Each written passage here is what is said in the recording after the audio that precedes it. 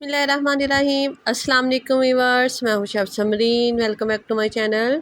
Viewers, आज आप लोगों के साथ शेयर करने जा रही हूँ एक और केक की डिज़ाइनिंग और स्पंज की रेसिपी। स्पंज बना रही हूँ मैं 2 इन 1 वनीला एंड चॉकलेट, तो साथ में डेकोरेट कर रही हूँ इसको। रेसिपी अच्छी लगे लाइक कीजिएगा, शेयर कीजिएगा, कमेंट कीजिएगा और चैनल पे नहीं है तो सब्सक्राइब करना मत भूलिएगा। चलिए जल्दी से इसे बनाना स्टार्ट करते हैं। सबसे पहले ड्राई इंग्रेडिएंट्स रेडी कर लेते हैं। यहाँ पे मैंने एक छलनी ली है, फ्लोर ऐड कर रही हूँ, मैदा ऐड कर रही हूँ 1 कप एंड 1/4 कप। जिस साथ में बेकिंग पाउडर ऐड करूँगी 1 teaspoon and half tea spoon, 1.5 चाय का चम्मच। जी बस इसे छान लेंगे। इसे छानना बहुत ज़रूरी है। एक तो इसमें से जितने भी लम्स हैं वो निकल जाते हैं, दूसरा जो मैदे में एयर आ जाती है जिससे केक फ्लफ़ी और सॉफ्ट स्पंजी बनता है। अंडे लिए हैं यहाँ पे मैंने 6 अदद, रूम टेम्परेचर होना चाहिए, फ्रिज में रखे हुए नहीं होने चाहिए। यूज़ करने से पहले फ्रिज में से 1 घंटा पहले निकाल के रख लीजिएगा। रेगुलर चीनी ऐड कर रही हूँ, पिसी हुई नहीं ऐड करी, 3/4 कप।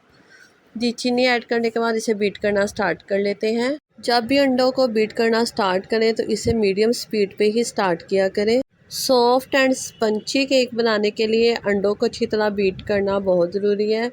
अंडे हमने इतने बीट करने हैं कि ये बिल्कुल एक क्रीम की फॉर्म में आ जाए।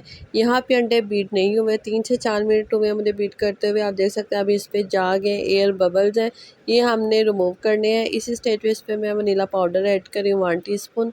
वनीला एसेंस भी आप ऐड कर सकते हैं। नमक ऐड करी हूँ इसमें मैं 1/4 चाय का चम्मच। ये ऐड करने के बाद इसे दोबारा से मैं बीट करूँगी 3 से 4 मिनट के लिए, जब तक ये बिल्कुल एक क्रीमी सी फॉर्म में आ जाए। और इसका वॉल्यूम आप देख सकते हैं कितना हाई हो गया है, वॉल्यूम में डबल ट्रिप। अब इसमें मैं कुकिंग ऑयल ऐड कर रही हूँ, तकरीबन 1/4 कप, 1/4 कप जितना इसमें मैं कुकिंग ऑयल ऐड करूँगी। ऑयल वगैरह में ज़रा भी स्मेल वगैरह नहीं होनी चाहिए। जी ऑयल ऐड करने के बाद इसे दोबारा से मैं बीट करूँगी चंद सेकंड के लिए कि जो ऑयल है वो अच्छी तरह मिक्स हो जाए। जी बस अब हम इसमें जो ड्राई इंग्रेडिएंट्स ऐड किए हुए थे, फ्लोर वो ऐड करूँगी, 2 बैचेस में ऐड करूँगी, हाफ़ ऐड किया। इसे बिल्कुल लो स्पीड पे आपने मिक्स करना है और ओवर बीट मत कीजिएगा, बस अच्छे से मिक्स हो जाए। सेकंड बैच ऐड कर देंगे। जी सेकंड बैच ऐड करने के बाद भी हमने स्पीड जो है बिल्कुल लो ही रखनी है। जी लो स्पीड पे अच्छे से मिक्स कर लेना है ताकि ज़रा भी इसमें लम्स ना आना है, नहीं तो जो केक है वो डेंस हो जाता है। ओवर बीट भी ना कीजिएगा, नहीं तो केक राइस नहीं होगा।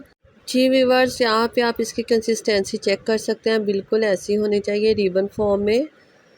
चीज़ के आप ब्लेड्स हटा देते हैं। जी कस्टमर ने ऑर्डर किया था कि थोड़ा सा स्पंज में उन्हें चॉकलेटी फ्लेवर भी चाहिए, इसलिए थोड़ा सा बैटर मैं निकाल रही हूँ एक बाउल में। जी निकालने के बाद इसमें मैं cocoa powder, chocolate powder add कर रही हूँ 2 खाने का चम्मच, 2 टेबल स्पून। मिल्क ऐड कर रही हूँ 2 टेबल स्पून, 2 खाने का चम्मच। बस इसे हैंड विस्कर की मदद से मैं अच्छी तरह मिक्स कर लूँगी। मिक्स करने के बाद अच्छे से मिक्स करना है ताकि चॉकलेट या कोको पाउडर जो है अच्छी तरह बैटर के साथ डिज़ोल्व हो जाए। जिसे कर देते हैं साइड पे। यहाँ पे मैंने एक पैन लिया है, मोल्ड लिया है, जिसे मैंने ग्रीस कर लिया था, बटर पेपर लगा लिया था। इसके साइड्स पे भी मैंने बटर पेपर लगा लिया है। बटर पेपर साइड पे लगाने से केक जो है वो साइड से हार्ड नहीं होगा। जी पैन यहाँ पे मैं यूज़ कर रही हूँ 8 इंच का। जी बस दोनों बैटर को मैंने इसमें ऐड कर देना है, at a time he add कीजिएगा। जी ऐड करने के बाद बस इसको मैं टैप करूँगी। टैप कर लेना है अच्छे से ताकि इसमें से एयर बबल्स निकल जाएं। जी ये हमारा 2 इन 1 बैटर जो है वो बनके रेडी है। इसको मैं अवन में बेक कर रही हूँ। यहाँ पे प्री हीटेड अवन है जिसको मैंने 10 मिनट के लिए प्री हीट कर लिया था। 180 सेंटीग्रेड पे इसे मैं बेक करूँगी 35 टू 40 मिनट। आप पतीला में भी इसे बेक कर सकते हैं। पतीले में भी मैंने बहुत सारे केक बनाने सिखाए हैं, आप मेरे चैनल पे विज़िट कर सकते हैं, लिंक भी मैं डिस्क्रिप्शन बॉक्स में दे दूँगी। जी वो यहाँ पे इसे बेक होते हुए 35 मिनट ही हुए हैं, केक अच्छा सा बेक हो गया है। आप देख सकते हैं कितना अच्छा लाइट गोल्डन कलर आ गया है इस पे और बहुत सॉफ्ट और स्पंची बन के ये बेक हुआ है। जिसको काउंटर पे छोड़ दिया ठंडा होने के लिए। जैसे ही अच्छा सा ठंडा हुआ इसे डिमोल्ड कर लेते हैं। मोल्ड से निकाल लूँगी और बटर पेपर भी हटा दूँगी। फ्रेंड्स आप देख सकते हैं मोल्ड भी नीट एंड क्लीन है और बटर पेपर हटाने से देख सकते हैं कितना स्पंजी ये लग रहा है। साइड से भी हम इसका बटर पेपर रिमूव कर लेते हैं। साइड से भी ये बहुत सॉफ्ट है, ज़रा भी ये हार्ड नहीं हुआ। जी साथ साथ किचन को नीट एंड क्लीन। जी मेरे पास केक टर्नेबल है, उस पे इसको मैंने रख दिया। अब इसकी कटिंग कर लेते हैं।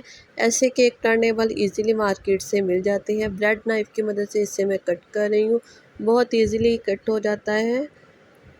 जी इसकी मैं 3 लेयर्स कट करूँगी।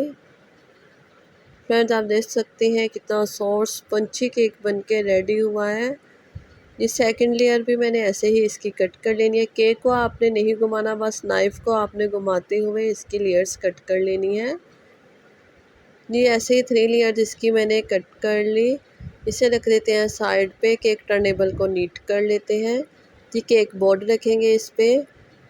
क्रीम व्हिप की हुई है मैंने। क्रीम व्हिप करने की भी वीडियोस मैंने अपलोड की हुई हैं, आप मेरे चैनल पे जाके देख सकते हैं। शुगर सिरप से इसे सोक कर लेते हैं। शुगर सिरप बनाने के लिए मैंने 1 कप पानी लिया था और इसमें जो थाई का मैंने पीसी हुई चीनी ऐड कर दी थी और इसे अच्छी तरह डिसॉल्व कर लिया, मिक्स कर लिया। व्हिपिंग क्रीम की मैं थिक सी लेयर अप्लाई कर रही हूँ।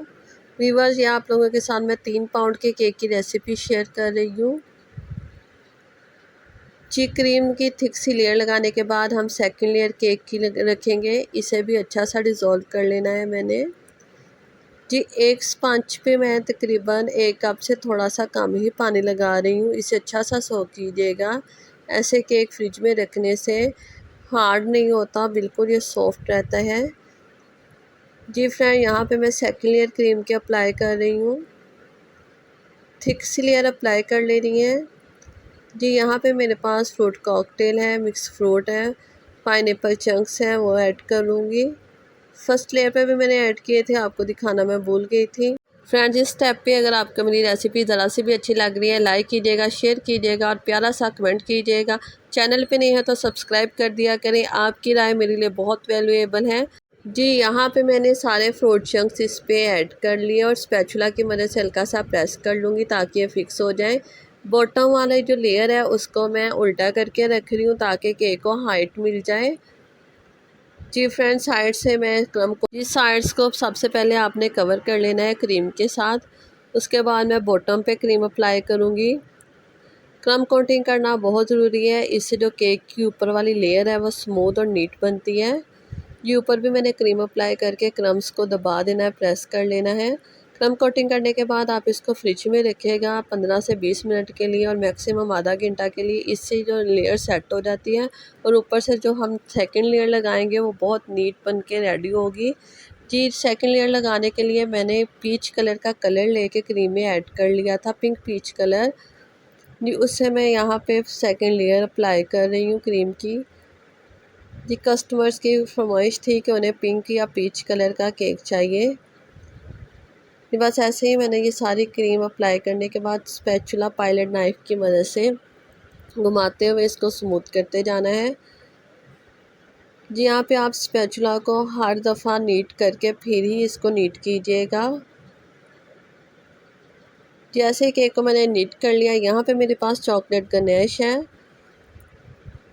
जी इसको मैं ड्रॉप कर रही हूँ इसके एजेस पे। जी अब यहाँ पे इसके रोजेस बना लेते हैं। पर्पल कलर का मैंने यहाँ पे क्रीम लिया हुआ है। जी इससे मैंने क्रॉस स्टार नोज़ल लेके जी ऐसे ही मैंने केक का नीचे से भी बॉर्डर कवर कर लेना है। इसी नोज़ल से मैंने डिज़ाइन बनाते हुए सारा केक का नीचे से बॉर्डर कवर कर लिया। जी ये बर्थडे केक बना रही हूँ इसलिए इस पर नेम भी मैंने राइट किया। चॉकलेट गणेश से ही मैंने इसका हैप्पी बर्थडे नेम रेडी कर लिया था। जी फ्रेंड यहाँ पे मेरे पास कैंडी पर्ल्स थे, शुगर कैंडी पर्ल्स ये ऐड कर रही हूँ। फ्लावर्स के सेंटर में ऐड करने के बाद फ्रेंड्स आप देख सकते हैं हमारा yummy delicious and beautiful cake बनके रेडी है। रेसिपी अच्छी लगे तो लाइक किया करें, अपने फ्रेंड्स फैमिली के साथ शेयर किया करें। अगर किसी रेसिपी की फरमाइश है तो कमेंट सेक्शन में मुझे ज़रूर बताइएगा। मिलेंगे फ्रेंड्स ऐसे ही यूनिक और नई रेसिपी के साथ, तब तक के लिए रखिएगा अपना ढेर सारा ख्याल। अल्लाह हाफिज़।